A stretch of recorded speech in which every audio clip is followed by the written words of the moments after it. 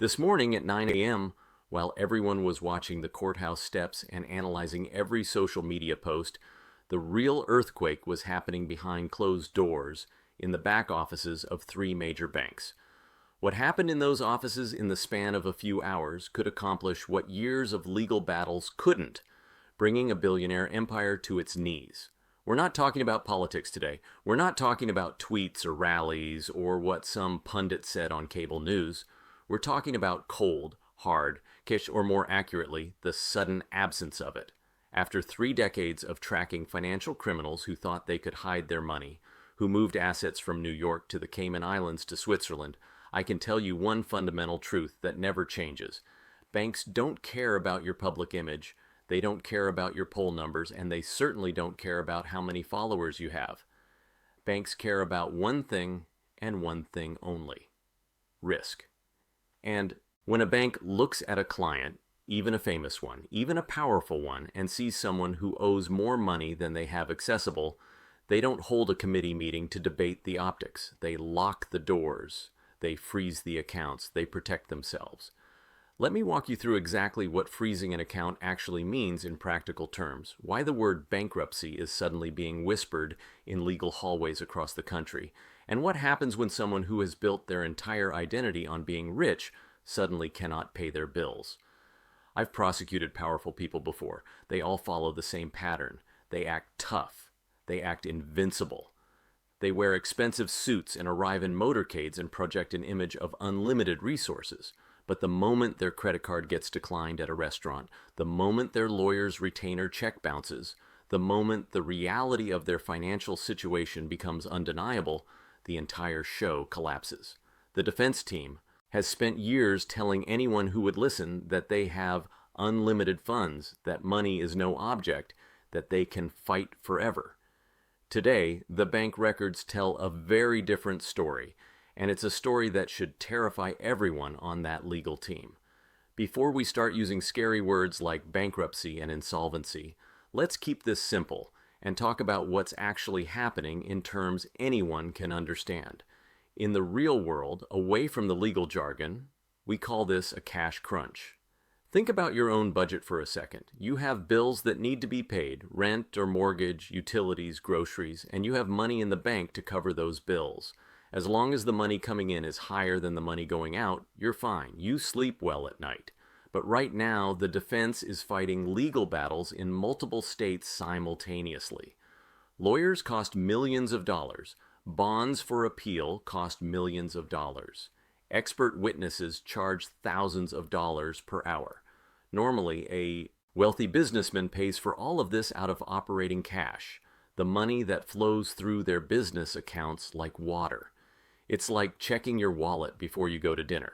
But the new reports coming out of these banks say that cash isn't there anymore, or if it is there, he can't access it, which from a practical standpoint amounts to the same thing. Here's the timeline, and it's critically important that you understand the order of these events because they tell a story. 2 days ago, his legal team went into court and admitted publicly that they couldn't secure a bond. They basically stood before a judge and said, "We don't have the liquid cash ready to post." Yesterday, we learned through financial filings that a major bank put a hold on his business accounts. Now, what exactly is a hold? A hold isn't a political statement. The bank manager didn't wake up yesterday morning and decide to be vindictive. It's what banks do when their computer systems, their risk assessment algorithms, flag an account as high risk. They're scared they won't get paid back. They see the mounting lawsuits. They see the judgments being handed down. They see the liabilities piling up, and they make a calculated business decision. Stop the money from moving until we figure out if this client can actually meet their obligations. Now, I know what some of you are thinking right now. You're thinking he's been in debt before. He's filed for bankruptcy multiple times. He's famous for getting out of financial jams. He always wiggles free. That's a fair point, and I hear it. But this time is fundamentally different, and here's why. There's a legal concept called piercing the corporate veil, and I need to explain this in plain English because lawyers love to make it sound more complicated than it actually is. Normally, your personal money and your business money are kept in 2 completely separate buckets. Bucket A is your business. your company, your corporate entity. Bucket B is your personal assets, your home, your savings account, your personal investments. If the business fails, if the company goes under, Bucket B is supposed to be safe. Creditors can't come after your house to pay for business debts. That's the normal rule, and it's designed to encourage people to take business risks without losing everything. But there's a major exception to that rule. If a judge decides that you've been mixing those buckets, taking cash from the business to pay for personal expenses, or moving money between accounts to hide it from creditors, or treating your business like your personal piggy bank, the judge can smash those buckets together. They can pierce that corporate veil and say, actually, it's all one pile of assets, and creditors can go after all of it. Why does this matter right this second? Because the banks are looking at these accounts and they're freezing everything. They're not making a distinction between business accounts and personal accounts. They're treating the entire financial empire as one giant liability. They're worried that if they leave one account accessible, the money will get drained to pay some other creditor and they'll be left holding nothing. This brings us to the word that everyone is afraid to say out loud: bankruptcy.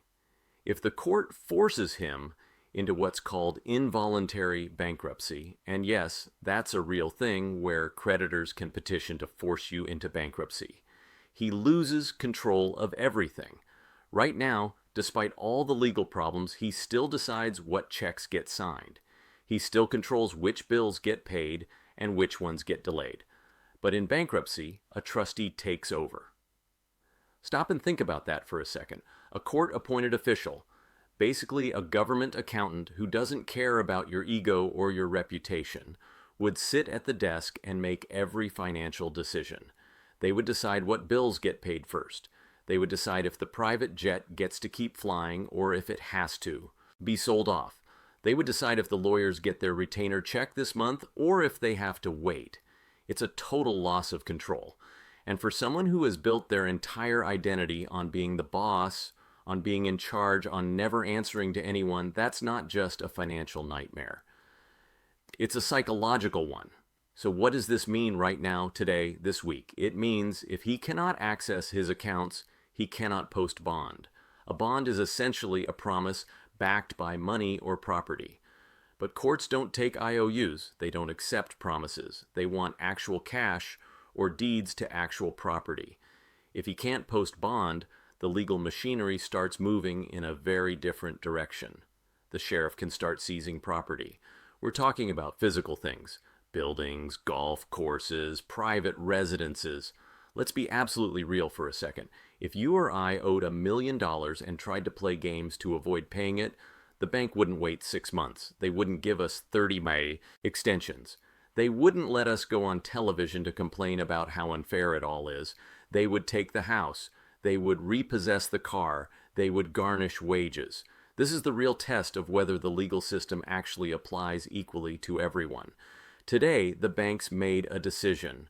They froze the accounts not because they're political actors, not because they're part of some conspiracy, but because they're protecting their own money. They want to make sure there's something left to collect when all the legal dust settles. The money always tells the truth when everything else is noise. People lie. Press releases lie. Social media posts lie. But bank statements don't lie. The banks did their math today, and their math says this is someone who can't pay their bills. Watch what happens next, because we're about to see whether the rules really apply to everyone, or whether having enough fame and enough followers means you play by a different set of rules entirely.